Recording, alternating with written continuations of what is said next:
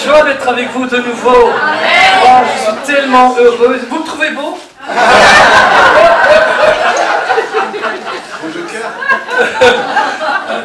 Avant de commencer, je voudrais tout d'abord vraiment remercier Pasteur Caddy, Christian, Stéphane et bien sûr Philippe pour votre accueil, pour vraiment votre gentillesse. Ils m'ont accueilli d'une manière tellement honorable. Vous devriez être fiers de vos pasteurs. Amen. On a vraiment l'impression qu'on est... Vous savez, quand on invite quelqu'un, ce n'est pas la personne qu'on invite seulement. C'est la personne avec l'onction de Dieu qui se révèle. Et la manière dont on respecte les gens, les serviteurs de Dieu, c'est une indication de la manière dont on respecte l'onction que Dieu a donnée. Amen. Merci beaucoup, pasteur.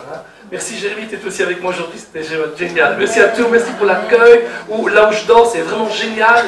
Et vous avez les salutations de la plus belle femme du monde.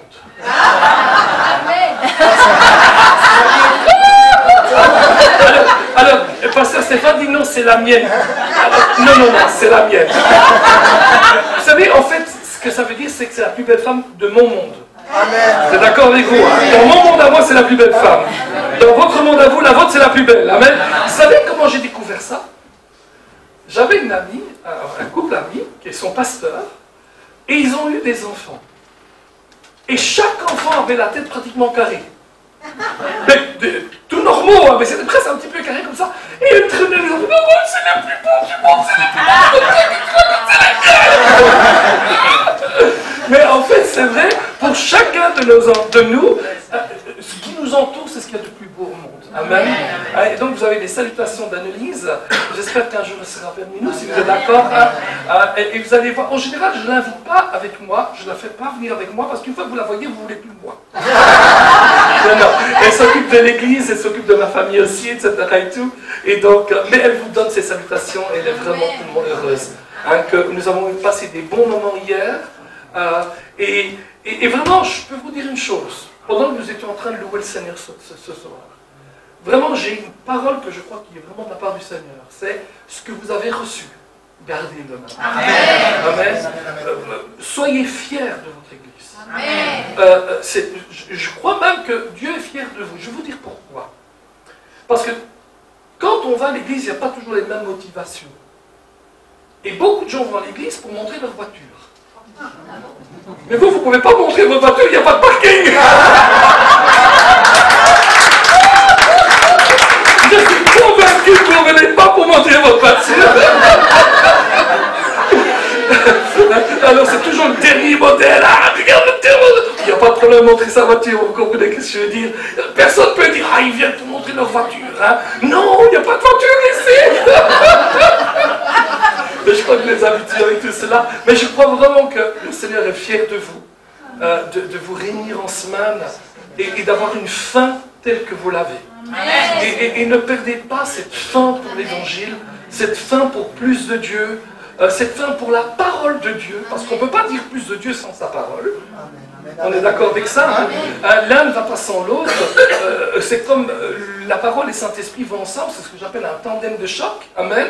Il faut l'Esprit de Dieu, mais il faut aussi la parole de Dieu. On a besoin de cela. Et vraiment, je suis tellement enthousiasmé et tellement inspiré par votre amour pour le Seigneur. Amen. N'oubliez pas, j'ai apporté mon bouquin. Regardez ce que certains disent du livre. Pierre Lemier, ministère Apollo Saint-Augustin, dit « Ce livre deviendra votre livre de chevet et vous reviendrez régulièrement y puiser l'inspiration nécessaire qui fera s'élever votre foi à un niveau toujours supérieur. » Michael Lebeau, vous connaissez le enseignement, attention, ce livre est contagieux. Alors ouvrez votre cœur et préparez-vous à entrer dans la saison la plus exaltante de votre vie, la saison du surnaturel de Dieu. Jérémy Sourdrine, je crois que vous avez entendu parler de lui. Vous trouverez dans ce livre de puissants encouragements nés à partir de sa propre expérience. La foi de Donato peut en parler car il l'a expérimenté, son combat de foi vous aidera dans le vôtre. Amen. Et vous savez, ce n'est pas un témoignage, c'est un livre d'enseignement. Je donne certains témoignages de gens qui ont été guéris rien qu'en écoutant la parole de Dieu, etc. Tout, mais c'est avant tout un livre d'enseignement. Vous allez avoir des enseignements sur la souveraineté de Dieu. C'est quoi la souveraineté de Dieu? Comment, des fois, on nous dit, on m'a dit à moi à propos de ma fille, mais Dieu est souverain, il fait ce qu'il veut. Dieu fait ce qu'il veut, mais toujours en accord avec sa parole. Amen. Amen, vous comprenez ce que je veux dire? Par exemple, Dieu fait ce qu'il veut, Dieu est tout puissant, c'est vrai, mais Dieu ne peut pas mentir. Exact, non? Donc j'explique un petit peu c'est quoi. J'explique c'est quoi la vraie différence et pourquoi on ne peut jamais confondre la confession de la parole de Dieu avec la méthode Coué. C'est deux choses totalement différentes. Et je vous assure, ça va libérer beaucoup de gens. Parce que des gens ont peur, on dit, mais si je fais ça, c'est comme la méthode Coué. C'est pas la méthode Coué. Les réponses sont là-dedans. Amen. Amen. Amen. Dieu vous bénisse beaucoup. On peut y aller? Au revoir. Prenez votre Bible avec vous, en main. Rappelez-vous, prenez votre Bible. Si vous ne l'avez pas, prenez la Bible du voisin et dites que c'est sa Bible. Dites, ceci est ma Bible. Ensemble, ceci est ma Bible. Ok, vous allez répéter après moi. Voici ma Bible. Je suis ce qu'elle dit que je suis. Je possède ce qu'elle dit que je possède. Je peux faire ce qu'elle dit que je peux faire. Ce soir, je recevrai la semence incorruptible de la parole de Dieu qui entre dans mon cœur, porte du fruit, change ma vie et je ne serai plus jamais le même. Alléluia. Amen. Amen. Mes amis, la parole, c'est la parole de Dieu. Et une des choses que nous avons décidé, je sais que c'est la même chose pour vos pasteurs, c'est que si c'est écrit, je vais le croire. Amen. Amen. Si c'est écrit, si Dieu écrit quelque chose à notre sujet, nous allons le croire pour nous. Amen. Hein? Et par exemple, l'apôtre Paul dit aux Philippiens, il dit à propos des Philippiens, vous êtes ma couronne. Et votre pasteur peut dire aussi de vous, vous êtes sa couronne. Amen. Amen. Vous êtes sa couronne. Amen. Vous êtes la couronne de vos pasteurs. Amen. Une des choses que je voudrais parler ce soir, c'est un petit peu parler de ce que j'appelle les ennemis de la foi. Mais j'en parlerai principalement de un. Il y a des choses dans la Bible qui sont un petit peu étranges. Par exemple, s'il vous plaît, levez debout, s'il vous plaît. Voici Pierre. Et Pierre marche sur l'eau. Il marche sur l'eau. Et puis il commence à couler. Et Jésus le reprend. Et il dit, pourquoi as-tu eu peur, homme de peu de foi? Merci. Et puis il y a le centurion. Le centurion, il dit, Seigneur, mon serviteur est malade. Seigneur, mon serviteur est malade. Je m'en vais le guérir. Jésus dit. Et lui dit, ah, ne viens pas chez moi. Dis un mot et il sera guéri. Et Jésus dit, j'ai jamais vu une vue de foi aussi grande que celle-là. Moi, je sais pas pourquoi. Si Jésus dit, je viens chez toi, je dis, ah, viens.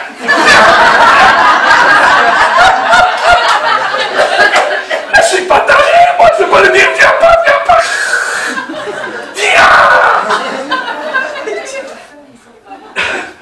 Et Jésus dit, il a une grande foi. Pierre marche sur l'eau, il dit peu de foi.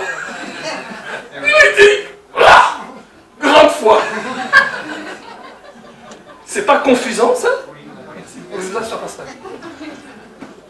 Oui, quelquefois on entend manque de foi. Le mot manque de foi, l'expression n'existe pas dans la Bible.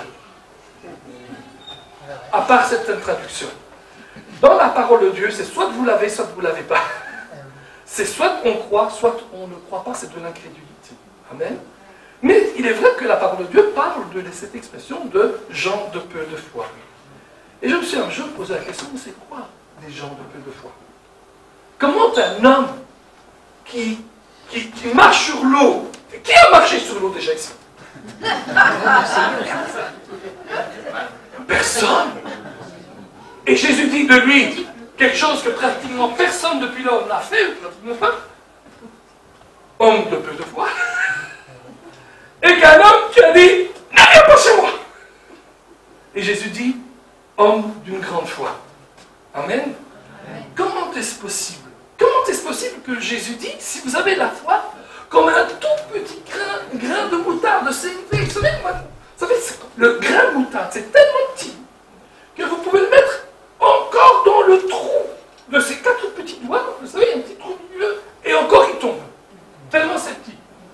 Il dit, si tu as une foi, pas plus grand qu'un grain de sénévé, tu peux dire à cette montagne, ôte-toi de là, jette-toi dans la mer, hein, et si tu crois ce que tu as dit, sans douter dans ton cœur, tu auras ce que tu as dit. Amen. Amen, amen, amen. Donc, je pense que quand Jésus dit homme de peu de foi, ou quand il parle d'une grande foi, je ne pense pas qu'il est vraiment en train de dire qu'il y a une mesure de grandeur.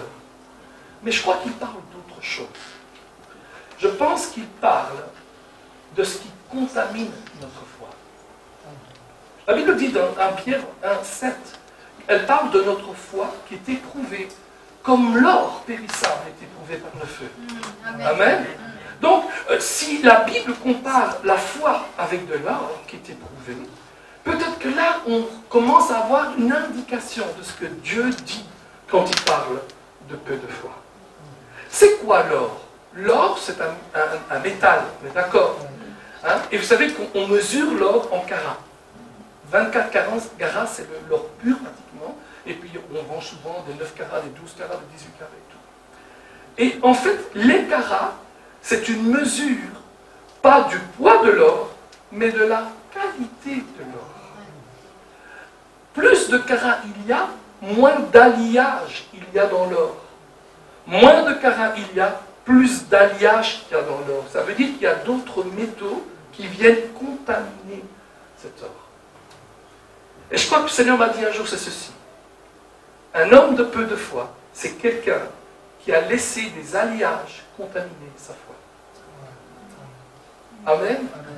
Et en fait, si vous allez, on n'a pas le temps de voir tout ça ce soir, mais si vous allez voir tous les récits dans la Bible, et on les trouve tous dans Matthieu, où Jésus dit homme de peu de foi, on en trouve un aussi dans Luc, mais c'est la même histoire, hein. Vous allez voir qu'il y a en fait 4 alliages qui sont des contaminateurs de notre foi. Par exemple, lorsque Pierre marche sur l'eau, il a peur, n'est-ce pas? Et Jésus dit, pourquoi as-tu peur, homme de peu de foi? Et la peur est un contaminateur de notre foi. Voyez-vous, la peur est un connecteur. La foi aussi est un connecteur. La peur nous connecte au diable et à ses œuvres. La foi nous connecte à Dieu et à ses œuvres. Amen. Amen. C'est pas pour rien que Job, je disais aujourd'hui au pasteur, c'est le premier livre apparemment qui est écrit dans la Bible. Et Job dira ceci, ce que je crains, c'est ce qui m'arrive. Ce que je crains, c'est ce qui m'arrive. Par sa crainte, il a ouvert la porte. Parce que la crainte est un connecteur, comme la foi est un connecteur. La crainte connecte à l'ennemi et à ses œuvres, mais la foi en Dieu connecte à Dieu et à ses œuvres. Amen. Amen. Un autre moment, c'est toujours Jésus. Jésus voit les disciples qui raisonnent entre eux. Et Jésus dit, pourquoi raisonnez-vous, homme de peu de foi? Et le raisonnement est aussi un de ces contaminateurs de la foi. Parce qu'il vient s'allier avec notre foi. Attention, on ne doit pas marcher sans le raisonnement. C'est tout à fait normal. On travaille, on marche dans la rue, on raisonne. Mais lorsque l'intellect, le raisonnement, prend la place de Dieu dans notre vie, lorsqu'elle commence à se dresser contre Dieu, alors là, il y a un problème. Quand Marie dit à l'ange, mais comment peut-il être possible, vu que je ne connais pas un homme, elle ne s'est pas mise en raisonnant contre ce que l'ange disait, elle a simplement dit, je ne comprends pas comment ça va se faire. Amen. Mais ce n'était pas un raisonnement. Eux étaient en train de raisonner. Et voyez-vous, les raisonnements se dressent entre Dieu et nous. Et les raisonnements, tout comme la foi, sont aussi des connecteurs. La foi nous connecte à Dieu et à ses œuvres. Le raisonnement nous connecte au diable et à ses œuvres. Ils commencent à raisonner. Ensuite, ils sont dans le bateau de nouveau et Jésus dort. Vous connaissez l'histoire, hein? Il commence à pleuvoir, il commence à jeter dehors l'eau, mais l'eau rentre, et puis ils vont réveiller Jésus. Et Jésus qui est en train de... Hein? Et là, ils disent, mais aide-nous, secours-nous, vois-tu que nous sommes en train de périr? Et donc, il va calmer, et il dit à un certain moment, pourquoi avez-vous douté, gens de peu de foi? Amen. Et le doute est un autre connecteur. Et pour moi, et le doute, tout comme la foi connecte à Dieu et à ses œuvres, le doute connecte à l'ennemi et à ses œuvres. Et pour moi, c'est vraiment génial parce que ça m'aide à comprendre. C'est pas si compliqué d'avoir une grande foi. Amen, amen, amen, amen. C'est pas compliqué. Si j'ai peur, je suis pas capable. Comme mes petits-enfants, mes enfants, quand ils étaient tout petits, et ils avaient peur. J'ai toujours appris, comme tu as fait toi aujourd'hui avec ta petite fille, à prendre l'autorité. Tu dis, je te chasse. Amen. Amen. Il y a une chose qu'on ne doit jamais faire, c'est de flirter avec la peur. Amen. Ne fréquentez pas la peur. Pourtant, la Bible dit, hein, c'est Pierre qui le dit, et Hébreu, que la peur a été comme un compagnon de vie. Jusqu'à ce que Jésus est arrivé. Amen. Et nous en a délivrés. Amen. Amen. Nous ne devons pas vivre dans la peur. D'accord? La même chose avec le doute, la même chose avec les raisonnements. Il y a un autre contaminateur, et j'aimerais bien voir ça avec vous ce soir. Regardez avec moi dans Matthieu chapitre 6. Matthieu 6. Et regardez un petit peu avec moi ce qui est écrit ici. Donc quand Jésus parle de gens de peu de foi ou de grande foi, ce dont il parle, c'est de la qualité de la foi. D'ailleurs, on dit quand on va acheter un appareil Wi-Fi, est-ce que c'est de haute définition? Quand on achète un matériel ou un fruit, on dit c'est la première ou la deuxième catégorie? N'est-ce pas? Hein? C'est vrai ou c'est pas vrai? On veut ce qui est bon. Dieu veut ce qui est bon aussi chez nous. Amen. Le Seigneur veut ce qui est bon. Et donc, il veut voir comment on peut se débarrasser de tous ces contaminateurs de foi. Et ce qui est important, quand il parle de plus grande, de moins grande foi, il parle du degré de contamination. Plus de peur il y a, moins de foi pure il y a. Moins de peur il y a, plus de karat de foi il y a. Alléluia! Mais c'est pas compliqué! C'est facile à trouver! Si tu as peur, je t'assure, pardon, je vous assure, je peux voir que vous avez peur. Et vous pouvez le voir. Vous n'avez qu'à vous voir sur le miroir. C'était un moment où il y a eu un concours. Il y avait un Américain, un Français, un Anglais, un Allemand et un Hollandais.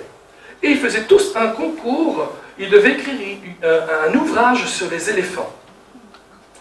Et ils avaient 2 ans pour l'écrire. Au bout de 2 ans, l'Américain vient avec un livre, 60 pages. Tout ce que vous devez savoir sur l'éléphant en 10 leçons. Le Français arrive, un volume, 300 pages. La vie amoureuse de l'éléphant. L'Anglais arrive, 3 volumes de 250 pages. L'empire de l'éléphant.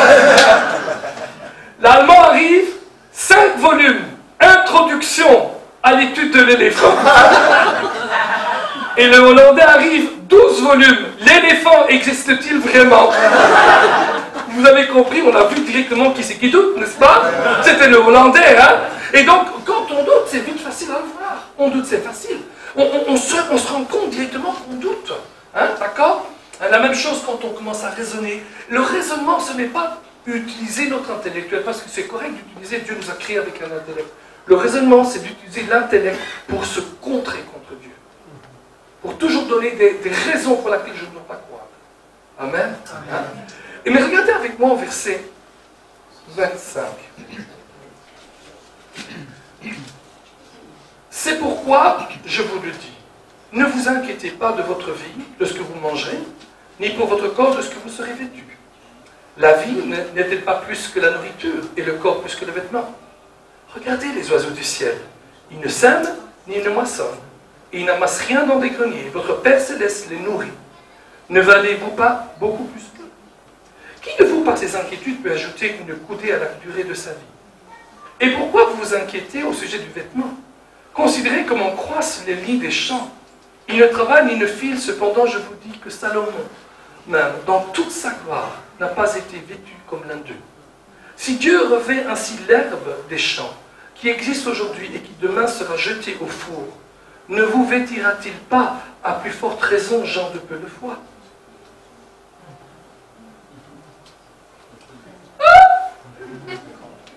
Ne vous inquiétez donc point, et ne dites pas, que mangerons-nous? Que boirons-nous? De quoi serons-nous vêtus? Car toutes ces choses, ce sont les païens qui les cherchent. Votre Père sait que vous en avez besoin. Amen. Cherchez d'abord le royaume de Dieu et sa justice, et toutes ces choses, quelles choses? Le manger, le boire, le vêtement, vous seront donnés par-dessus. Ne vous inquiétez donc pas du lendemain, car le lendemain aura soin de lui-même. À chaque jour suffit. Amen. Amen. Alors, je crois qu'on a tous compris ce que Jésus est en train de dire. Il dit, ne vous inquiétez donc pas, gens de peu de foi. Et l'inquiétude est une forme de contamination de notre foi. Vous savez, je suis papa, je suis mari, je suis fils, et je crois que vous, comme moi, tous les jours, c'est une nouvelle opportunité pour nous inquiéter. On reçoit des factures, on se demande comment on va les payer. On reçoit une note de l'école à propos d'un enfant, comment il a encore fait quelque chose. On espère que les notes de fin d'année vont aller bien et qu'ils vont réussir l'année. Et on a tous les jours des opportunités de nous inquiéter. Et vous savez que l'inquiétude, ce n'est pas une chose uniquement intellectuelle. Ça va jusque dans les fins fonds de notre cœur. C'est vrai? Un jour, je devais partir aux États-Unis pour prêcher, et j'étais vraiment ennuyé, parce que je n'avais pas d'argent. Et je vous assure, pour moi, ça a toujours été une lutte constante de dire, Seigneur, je t'obéis, je sors, je pars, je vais dans les églises, je vais par-ci. Mais Seigneur, j'ai tellement de factures à payer, et je n'ai pas envie que ce soit ma femme qui doit se soucier à ma place. Et Dieu a toujours pourvu. Amen. Et donc, je devais aller aux États-Unis, faire une tournée là-bas. Je n'avais même pas l'argent pour payer l'avion. Et moi, vous savez, ça fait 38 ans que je prêche l'évangile. Je n'ai jamais manqué un seul rendez-vous de prédication. Jamais. J'ai toujours rempli et honoré mes engagements. Je crois que c'est honorable pour ça. Amen. Mais si les gens qui m'invitaient savaient comment des fois je me suis tordu à Seigneur, comment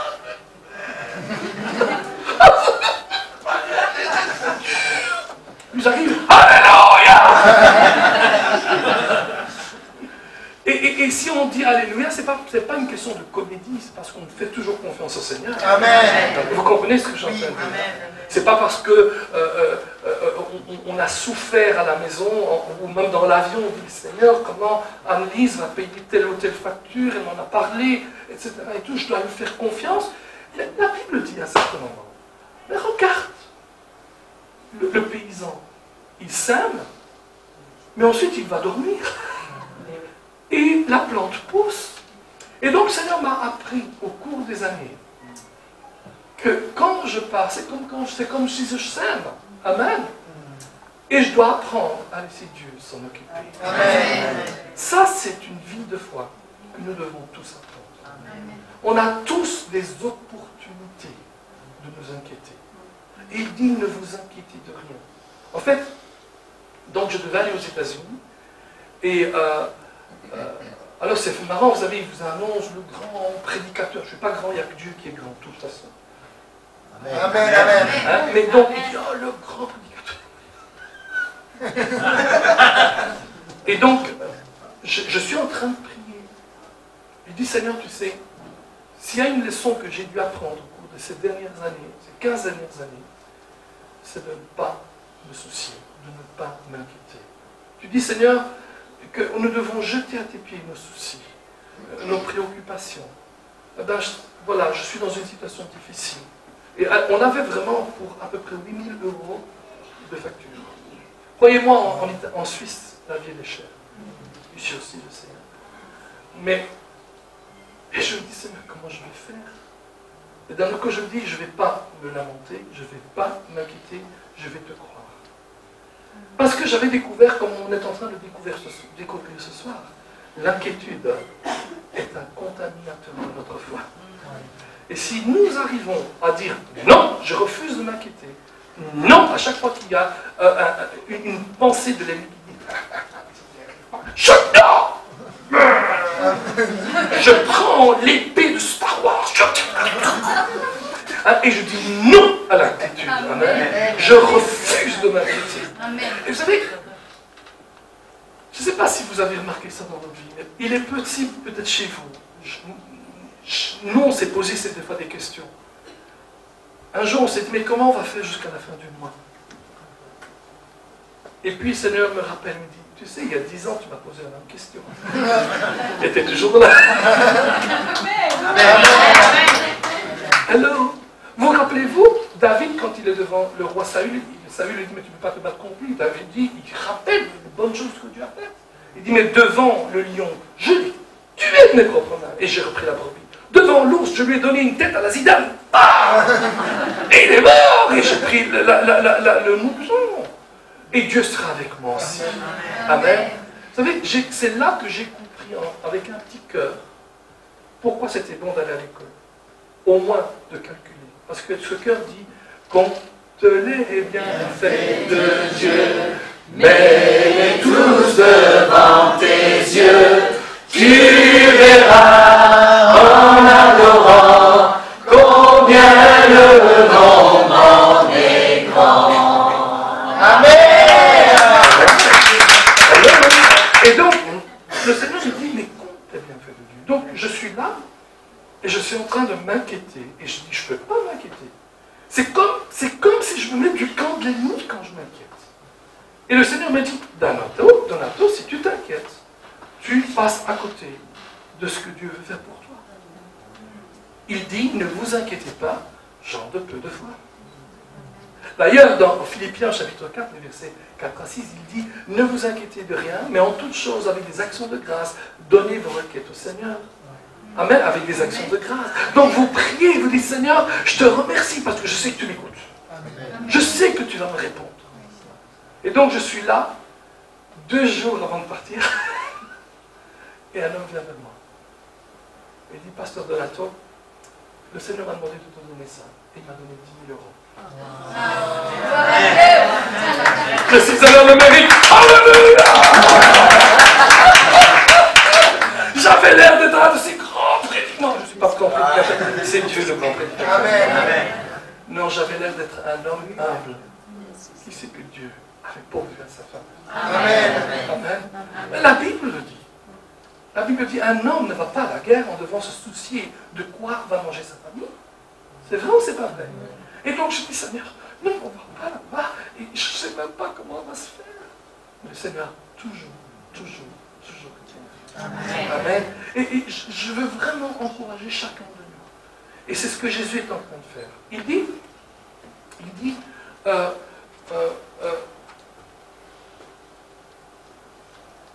que les gens du monde s'inquiètent pour le manger, le boire et le vêtir. En revanche, il dit aux disciples de Jésus qu'ils ne devraient pas être dans l'anxiété. Et il nous raconte alors une histoire. Il dit, mais regarde un petit peu les passereaux, les petits oiseaux. J'ai besoin d'un volontaire. Venez, s'il vous plaît. Vous voulez venir ou l'autre? Comme tu veux bien, toi. Ou tu peux venir aussi. Allez. Après, je prendrai l'autre parce que j'ai besoin d'un autre volontaire.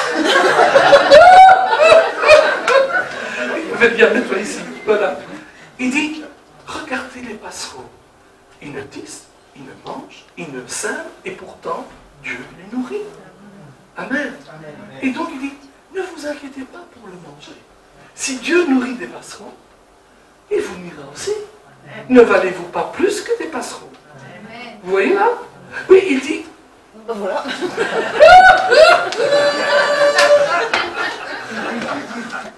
Il dit, regardez le lys des champs. Il ne tisse, et pourtant, même le roi Salomon n'était pas habillé plus beau que lui.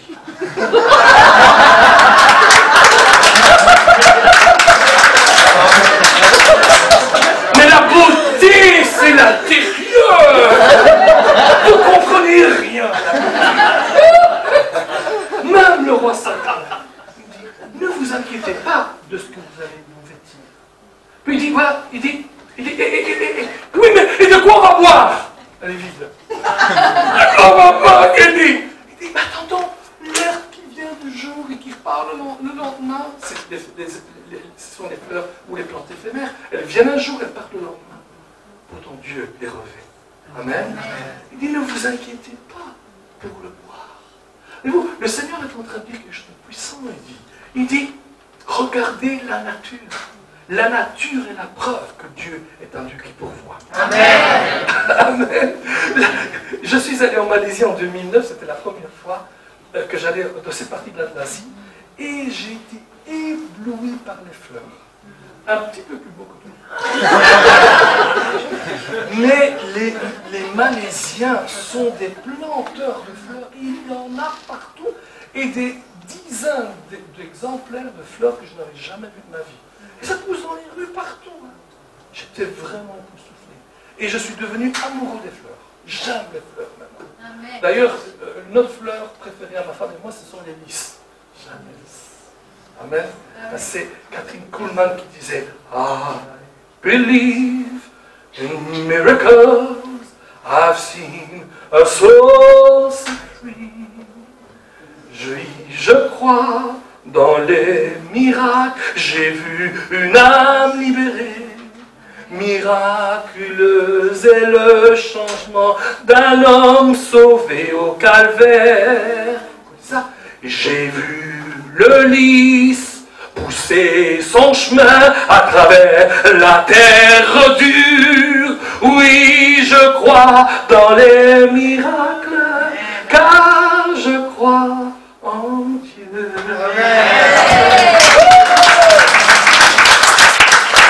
Et donc je dis, ne t'inquiète pas de ce que tu vas manger. Ne t'inquiète pas de ce que tu vas devoir boire ou te vêtir. Il dit, ce sont les païens qui s'inquiètent. Eux n'ont pas de Dieu. Ils ne savent pas vers qui se tourner. D'ailleurs, on a cette expression. Je ne sais même plus vers quel saint se tourner. Ben, c'est exactement pourquoi il ne faut pas vous tourner vers un saint. Tournez-vous vers Dieu. Alléluia. Et donc,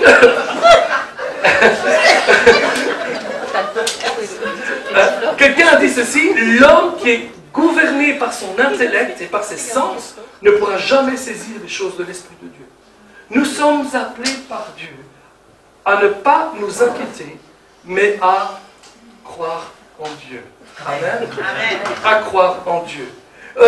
Et c'est important cela. Parce que je veux qu'on voit un petit peu ce que Jésus est en train de nous enseigner.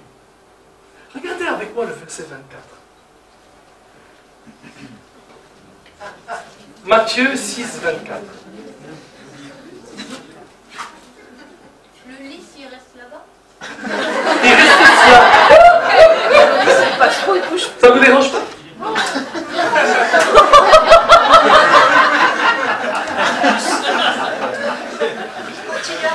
Regardez le verset 24. Nul ne peut servir deux maîtres. Car ou il haïra l'un et aimera l'autre, ou il s'attachera à l'un et méprisera l'autre.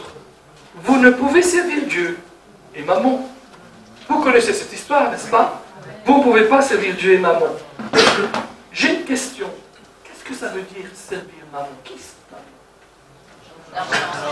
Le dieu de l'argent, n'est-ce pas? On dit d'une manière tout à fait normale, Mammon c'est le dieu de l'argent. Et dans un sens c'est bien. Mais on ne peut pas dire que vous ne travaillez pas pour de l'argent. Je suis votre patron et vous ne travaillez pas pour l'argent, venez travailler pour moi, c'est bien. C'est comme ça que je vais m'enrichir, moi. l'argent, on appelle ça des esclaves. C'est vrai. Si vous allez travailler pendant un mois et qu'on ne vous paie pas à la fin du mois, vous allez réclamer. Alors certes, ce n'est pas parce que vous voulez vous amasser de l'argent, parce que l'argent vous permet de répondre à vos besoins. On est d'accord avec ça?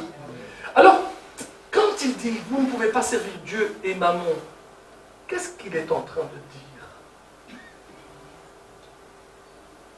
Vous ne pourrez pas servir Dieu et Mammon. D'ailleurs, si votre patron dit, je fais une augmentation, vous n'allez pas lui dire, non, non, non, je ne veux pas, c'est Mammon ça. Non, vous dites, alléluia! C'est vrai, c'est pas vrai. Ça, c'est une bonne chose, merci. Donc, sinon, dans ce contexte-là, ce n'est pas tellement servir l'argent ou le Dieu de l'argent. Mais regardez ce que Jésus dit. Vous savez, quand on lit un verset, on doit lire ce qui est avant et après. Vous êtes d'accord avec moi? On va voir ce qui est après. Ça, c'est le problème. Vous savez, on a mis des paragraphes qui ne sont pas toujours au bon endroit. Et les paragraphes ne sont pas inspirés. Hein. C'est les gens qui l'ont fait pour faciliter la lecture et tout. Mais regardez ceci. Nul ne peut servir de maître, car ou il haïra l'un et aimera l'autre, ou il s'attachera à l'un et méprisera l'autre. Vous ne pouvez servir Dieu et Mammon, c'est pourquoi. Le mot « c'est pourquoi » vous relie au verset 24. C'est pourquoi, je vous dis, ne vous inquiétez pas. C'est ça, je répète. Nul ne peut servir Dieu et Mammon, c'est pourquoi. Ne vous inquiétez pas. Nul ne peut servir Dieu et Mammon, c'est pourquoi. Ne vous inquiétez pas. Amen. Nul ne peut servir Dieu et Mammon, c'est pourquoi. Ne vous inquiétez pas. Tout le monde n'a pas encore saisi, on va le saisir ensemble. Nul ne peut servir Dieu et Mammon, c'est pourquoi. Ne vous inquiétez pas. Amen. Qu'est-ce que ça veut dire dans le contexte de ce passage? Servir Mammon. S'inquiéter, c'est déjà servir Mammon. Amen, amen, amen. Amen, amen, amen. Vous savez, en français, on dit CQFD. Hein? Quand on a résolu un problème de mathématiques, si on a résolu un problème biblique, c'est quoi? Servir Mammon. Ne vous inquiétez pas. Pardon. Nul ne peut servir Dieu et Mammon, c'est pourquoi. Ne vous inquiétez pas. Amen. Donc, ce que le Seigneur est en train de dire, si je suis là en train de me dire, mais qu'est-ce que je vais manger? Déjà là, Dieu dit, je suis en train de servir Mammon. Si je suis en train de me dire quoi je vais boire, qu'est-ce que je vais me convertir? Déjà là, je vais servir Mammon. Alors, vous comprenez, je suis devant le Seigneur. Je dis, Seigneur, comment je vais faire pour partir aux États-Unis? Le Seigneur me dit, arrête de servir Mammon. Je vous assure, c'est quelque chose de formidable de découvrir cela. Parce que personne ne veut s'inquiéter. On veut tous être remplis de foi avec le Seigneur. Amen. Amen. Mais maintenant, je sais que quand on me dit, mais c'est pas grave, c'est normal de s'inquiéter, c'est pas normal. Alléluia. Amen. Amen. C'est normal de se poser la question, mais qu'est-ce que je fais pas? Seigneur, quelques petites gouttes. Alors on nous dit, mais gouttes, c'est normal, c'est pas grave, c'est pas normal. Le Seigneur est en train de nous dire, l'inquiétude est une bataille, c'est un combat spirituel entre ce que Dieu veut faire dans ta vie et ce que l'ennemi veut faire dans ta vie. Et l'inquiétude est une manière de servir l'ennemi. Et lui, il dit, génial! Qui s'inquiète?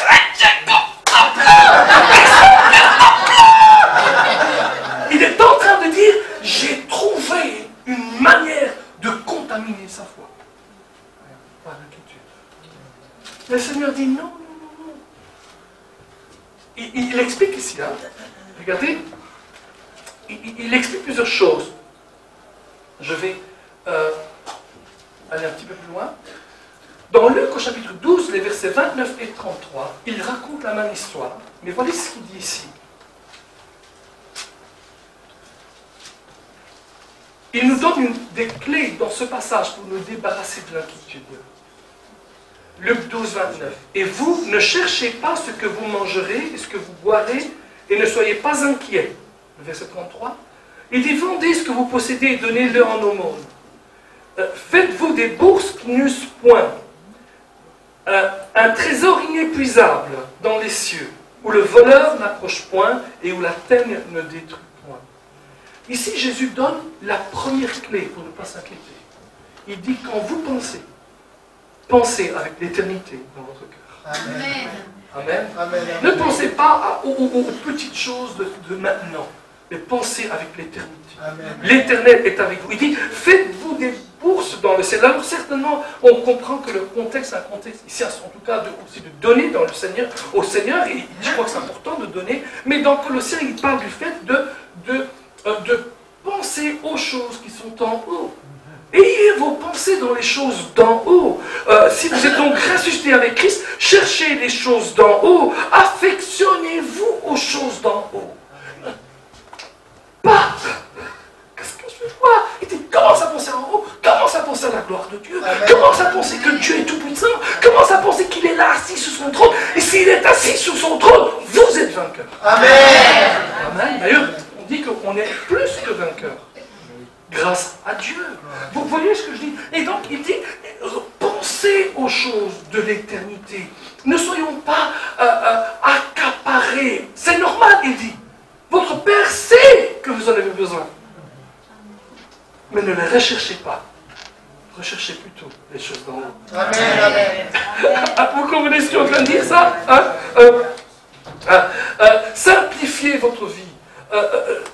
Essayez de vivre un style de vie simple, facile à vivre, en vous disant, waouh, je ne vais pas me soucier, mais je vais penser à mon Père Céleste. Certains vont dire, oui, d'accord, hein, mais on vit quand même dans la vie réelle, mais la vie réelle, elle est là-haut, elle n'est pas ici. Amen. La Bible dit que tout ce que nous voyons a été créé par des choses que nous ne voyons pas. Amen. Bien sûr, il faut toujours aller travailler, bien sûr, il faut continuer, mais penser à la vie réelle, en fait, c'est commencer à croire que Dieu va le faire. Amen. Ça, c'est la vérité. Amen. Et dire, Seigneur, moi je vais penser en toi. Je vais lire ma Bible, je vais voir ta parole, je vais comprendre ta parole, je vais vivre selon ce que ta parole me dit, dans le nom de Jésus. Amen. Deuxièmement, nous devons connaître notre vraie valeur. Il dit, ne valez-vous pas plus que des passereaux? Ne valez-vous pas plus que le lys des champs ou que l'herbe? N'est-ce pas, hein? Un jour, il y avait un commissaire-priseur à Paris. J'écoutais ça, je crois, il y a peut-être 25 ans. J'étais en voiture et j'écoutais Jacques Chancel. Vous rappelez qui était Jacques Chancel, hein? Et il était en train d'interviewer ce commissaire-priseur. Et le commissaire-priseur raconte une anecdote. Une anecdote qui lui a presque fait perdre des millions. Parce qu'il est entré, il est tout jeune commissaire-priseur, et il a des tas de tableaux pendus. Et il y a quelqu'un assez fortuné qui vient pour acheter des tableaux. Et il commence à voir un tableau, il est intéressé par celui-là, puis celui-là. Et puis le monsieur dit, et ce Renoir-là? Écoutez, là, je viens de le mettre qui dit, revenez demain. Et il avoue à Jacques Chancel qu'il n'avait pas remarqué que c'était un Renoir. Il voulait le vendre 500 €. Wow. Alors, c'est parce qu'il ne connaissait pas la vraie valeur. L'autre connaissait la vraie valeur. Vous savez, l'ennemi de votre vie connaît très bien votre vraie valeur. Amen. Amen. Quand il vient et il essaie de vous avoir, il sait très bien qui vous êtes en Jésus-Christ. Amen. Et donc le lendemain, bien sûr, il a eu le temps de se remettre et tout, et il a pu offrir un grand prix et il a gagné quelques millions. C'est extraordinaire, ça. Amen. Alors, oui, on a besoin de connaître notre vraie valeur. Amen. Hein? Beaucoup de gens possèdent un concept voltairien de Dieu. Dieu nous a créés, mais il ne se fiche pas de nous et il nous a dit, tirez votre plan. Dieu n'est pas comme ça. Dieu prend soin de l'oiseau. Il prend soin du lys des champs et de l'herbe. Dieu prend soin de nous. Amen. Troisièmement, Jésus nous montre encore une autre manière de ne pas nous inquiéter. Il dit, il nous faut mettre Dieu à la première place. Cherchez d'abord le royaume de Dieu. Amen. Le Seigneur m'a dit ce jour-là, quand je dis Seigneur, j'ai besoin de 8 000 €, il dit, Donato, cherche d'abord le royaume de Dieu. prépare-toi pour ta conférence. Ne t'occupe pas de ces choses-là. Tu t'occupes de mes affaires, je m'occupe de tes affaires. Amen, amen. C'est ce que Dieu dit aussi à nous. Tu t'occupes de mes affaires et moi je m'occupe de tes affaires. Amen. Vous savez, c'est une des choses, je pense, au niveau de la guérison, qui a été la plus forte dans notre vie. C'est de dire, Seigneur, pendant que tu t'occupes de ma fille, moi je m'occupe de toi. Amen. Amen. Hein? Certaines fois, on tombe, même nous parents, et moi je suis honnête, je parle et je n'ai pas peur de parler. Hein? Mais nous parents, des fois, on surgâte nos enfants. On veut tout faire pour eux. On veut leur montrer qu'on les aime. La meilleure manière de montrer à nos enfants qu'on les aime, c'est de les porter à l'église. D'abord, parce qu'on a besoin d'eux. Vous savez, l'église, c'est pas un club. Au club, je peux y aller tout seul. À l'église, je n'avais pas famille. Je les enseigne les rudiments de la parole de Dieu, sans être légaliste, loin de là, hein, mais en montrant ce que la parole de Dieu dit. Et en fait, la meilleure manière de le faire, c'est de leur montrer que ce que je crois fonctionne. Amen, amen, amen, amen. Quand j'ai appris mes enfants à faire ça va là-bas. Maintenant, vous comprenez ce que moi je fais tout le temps quand je suis debout. Ah, c'est fatigant! Quand j'ai enseigné à mes enfants la dîme, quand j'étais tout petit, j'ai commencé à leur enseigner à donner la dîme. Le plus grand, qui avait à l'époque peut-être 8 ans, 9 ans, voulait absolument un skateboard. Et c'est planche à roulettes, hein? C'est en français, on est en France ici. Planche à roulettes. Il voulait une planche à roulettes. Mais il savait, il avait l'argent, mais il savait qu'il devait nous donner sa dîme. Moi, je ne l'ai jamais dit, tu dois donner ta dîme. Mais il m'a vu toujours donner ma dîme.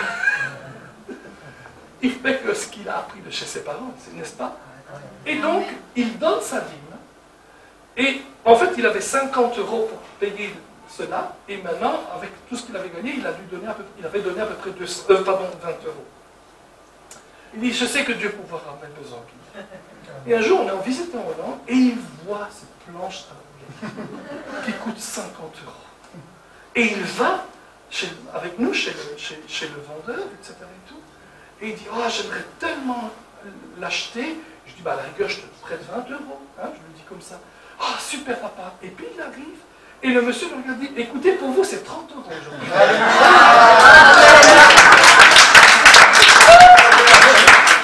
Rockefeller a dit ceci. Si j'ai pu donner ma dîme sur mon premier salaire, ma dîme, si je peux donner $1 million pour ma dîme, c'est parce que ma maman m'a appris à donner ma dîme pour mon premier salaire qui était de $1,50. Wow. C'est pas du légalisme, c'est la vie tous les jours, ça. Amen. Et puis si ils donnent quelque chose et puis ils ne voient rien, qu'ils arrivent et disent, écoute, c'est pas grave, on va prier ensemble, on ne va pas s'inquiéter. Amen. Et on a des tas d'histoires comme ça, c'est la même chose avec la guérison. Un jour, mon fils arrive et on voit qu'il a un trou dans les tympans, il doit se faire opérer, et on prie ensemble. Tu vas tout inquiéter, mais non, on va commencer. Ah oui, papa, il n'y a aucun problème. Eh bien, on est retourné chez le médecin. Il n'y avait plus de trou dans les tympans. Dans l'oreille. Vous comprenez ce que j'ai en train de dire? C'est extraordinaire. Un jour, il a 8 ans, 9 ans, et il a un gros rhume. Et il est là, il pleure. Je lui dis, pourquoi tu ne peux pas jouer dehors? On avait un grand jardin, en Belgique, il y avait la neige. Et il pleure. On va prier ensemble. Il dit, oui papa, on va prier ensemble. Et puis je prie avec lui, et je dis, tu es guéri. Alléluia papa. Et tout d'un coup, il va jouer dehors. Maman dit, dis-moi, rentre à la maison. Non, non, papa dit que je suis guéri. Mais quand il vous dit ça, ne lui cassez pas la foi. Dites-lui, super, je vais croire avec toi. Vous voyez ce que je suis en train de dire? C'est pas du légalisme. On ne peut pas être légaliste avec nos enfants. On leur apprend la parole de Dieu, on les apprend, mais dans la vie de tous les jours. Et je vous assure, ça fonctionne. On apprend nos enfants à ne pas faire cela. Donc, on a appris nos enfants à s'occuper des affaires de Dieu, et Dieu s'occupe de leurs affaires, et de nos affaires. Amen. Quand on a prié pour Gabriela, quand on a cru pour Gabriela, ma femme et moi, quand quelqu'un est malade dans la maison, ça nous enrage. On est enragé. Mais pas contre Dieu, contre le diable. Amen. Amen. Avec moi, il sait qu'il est perdu d'avance, celui-là. Mon zèle contre lui est encore plus fort. Amen. Et donc, et nous prenons autorité sur cela. Mais rappelez-vous toujours de ceci. Le Seigneur veut nous apprendre à ne pas nous inquiéter. Et il nous montre ici que s'inquiéter, c'est déjà servir maman. C'est pour ça qu'il dit, ne recherchez pas ces choses, parce que ce sont les païens qui les recherchent, mais vous. Cherchez d'abord le royaume de Dieu. Toutes ces choses vous seront données en plus. Amen. Amen. Et donc, à un moment, le Seigneur viendra et dira, tiens, j'ai de l'eau pour toi. Il dit, mais de quoi allons-nous manger? Ah, c'est gentil que tu as posé la question. Regarde. Oui,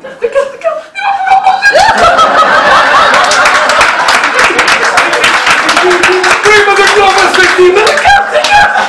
Maman, c'est un cadeau pour toi. Alléluia. On peut faire confiance en Dieu. Amen. On peut lui faire confiance. Et vous allez voir, il y a des personnes ici. Vous pouvez quand même vous asseoir cette fois-ci. C'est pour toi, si tu le veux, tu le donnes. Si tu le veux pas, tu le donnes à quelqu'un d'autre. Hein, d'accord? Mais on peut aller vers le Seigneur. Parce qu'il y a des personnes ici ce soir, j'en suis conscient, qui sont des parents comme moi, qui sont des gens comme moi, comme vous. Et on a tous les jours une opportunité de nous inquiéter. Une nouvelle qu'on a prise. Maman, peut-être qu'il ne se sent pas bien. Est-ce qu'elle a pris son médicament ce matin? Elle habite à 800 km, comment je vais faire? Si je lui téléphone, elle va me dire, maman, pourquoi tu me téléphones toujours? Maman, tu vas prendre mon médicament! Parce que tu ne prends pas, tu risques de mourir! Et on est constamment là en train de s'inquiéter. Et le Seigneur dit, ne vous inquiétez de rien. Amen. Vous ne pouvez servir maman et Dieu et maman. C'est pourquoi ne vous inquiétez de rien. Amen. Gloire à Jésus. Amen. Merci Seigneur. Avec Gabriela, tous les jours, on avait l'occasion de nous inquiéter. Mais voyez-vous, ne pas s'inquiéter, c'est une décision. Ce n'est pas une émotion. Le corps peut même trembler à cause de cette attaque d'inquiétude. Mais quand vous prenez la décision, je ne vais pas m'inquiéter, la paix de Dieu, qui surpasse toute intelligence, viendra garder votre cœur et votre pensée en Jésus-Christ.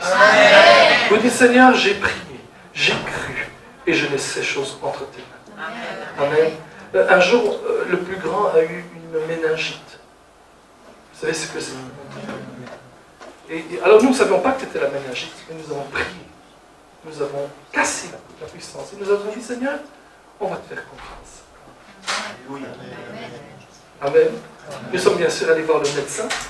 Le médecin nous dit, monsieur, maintenant, mais votre fils a eu la méningite. Et il n'a plus rien. Amen. Amen. On laisse toutes ces choses dans les mains du Seigneur. Je peux vous raconter des tas d'histoires. Un jour, nous sommes en train de retourner, d'aller dans le sud en voiture. C'est la première fois qu'on venait en voiture dans le sud, en voiture en famille. Et nous nous retrouvons juste aux alentours de Naples. Et tout d'un coup, une tempête tellement forte de pluie qu'on ne voyait pas le bout du capot de la voiture. Ni devant, ni à gauche, ni derrière. Et on était sur l'autoroute. On ne pouvait même pas dire on va se mettre sur la bande de secours parce qu'on ne savait même pas où elle était, la bande de secours. Le pire, c'est qu'on ne pouvait même pas dire je m'arrête parce qu'il y a peut-être quelqu'un qui allait écrire nous. On ne pouvait même pas ralentir et on ne savait même pas s'il y avait des voitures devant nous. C'était mortel. D'ailleurs, il y a eu plusieurs morts ce jour-là. Mon femme et moi, nous avions l'occasion de nous inquiéter. Mais au lieu de nous inquiéter, nous avons pris l'autorité. Et nous avons dit dans le nom de Jésus, je brise cette tempête, je te t'ordonne de te calmer. À l'instant même, c'était clair comme tout. Amen. À l'instant même. Amen. Amen. Non, ne nous inquiétons pas. Et faisons confiance au Seigneur. Amen. Quelle que soit la situation dans laquelle on se trouve. Vous savez, si vous êtes comme moi, vous voudriez que toutes les guérisons soient instantanées. Oh, il est guéri. Je suis guéri. Ce serait tellement beau. Mais on sait que ça ne marche pas toujours comme cela. Amen. Un jour, j'ai posé la question à Jésus. Seigneur, pourquoi il a fallu presque 3 ans pour que Gabriel soit guéri. Et vous savez, on dit que quand on pose une question à un juif, il répond par une autre question. Et donc, le Seigneur me répond en disant, t'as-tu jamais posé la question pourquoi il faut 9 mois pour qu'un bébé naisse? Puis je me suis dit, ah bon? C'est vrai que si Bernard et Gertrude se marient samedi, à la commune le matin, à l'église l'après-midi, puis font la fête, etc. Et tout, puis le soir, ils vont faire leurs devoirs conjugaux, et puis tout d'un coup, Bernard, on s'endort. Et à 3 h du matin, Gertrude qui l'appelle, Bernard, Bernard, je suis enceinte! Mais non, c'est pas... Oui,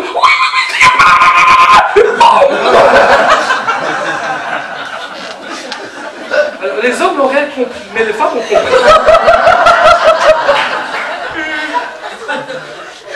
Toutes les femmes savent qu'il leur faut du temps pour s'y adapter. Toutes les femmes savent qu'il faut du temps au corps pour s'adapter. Puisque le Seigneur m'a dit par là, il m'a dit Donato, il y a des choses qui prennent leur temps.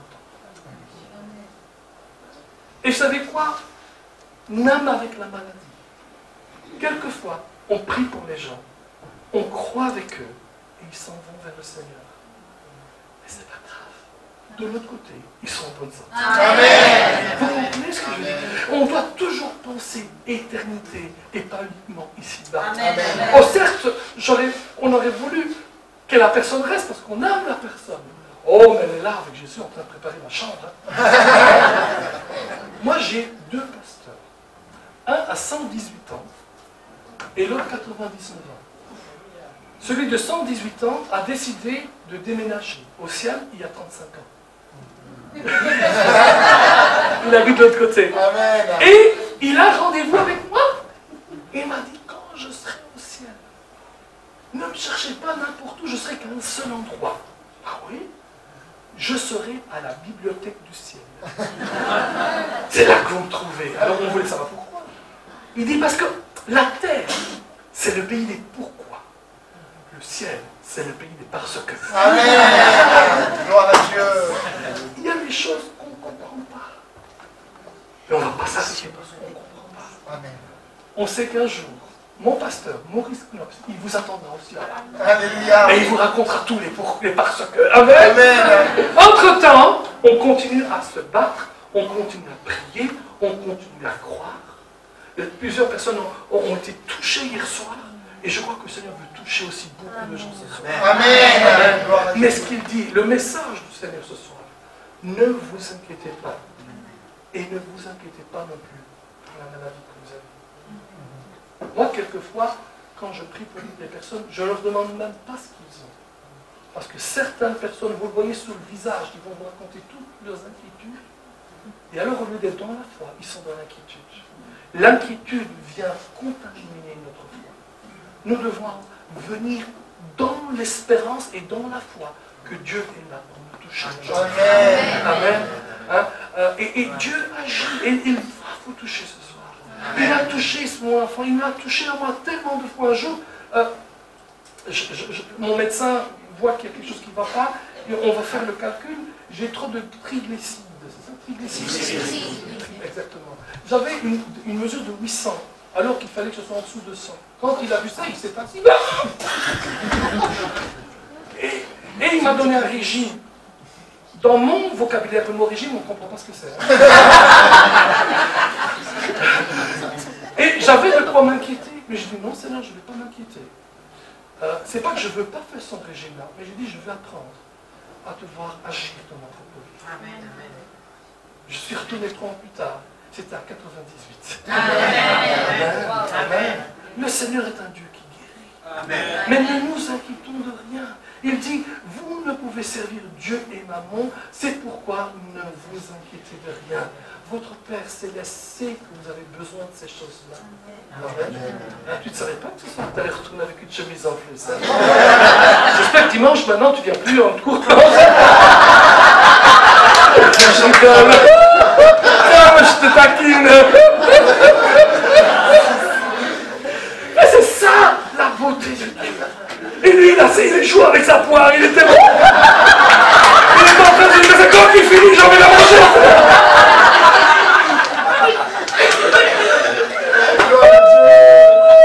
Amen.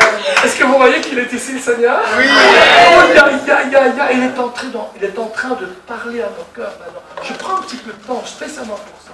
Parce que je sais qu'il est en train de parler dans les cœurs des uns et des autres. Il y a encore quelques-uns qui ont dit, ah, j'ai plus d'inquiétude et tout. Je vous fais rire, il n'y a plus d'inquiétude. On va se lever ensemble. On va croire que Dieu va agir ce soir.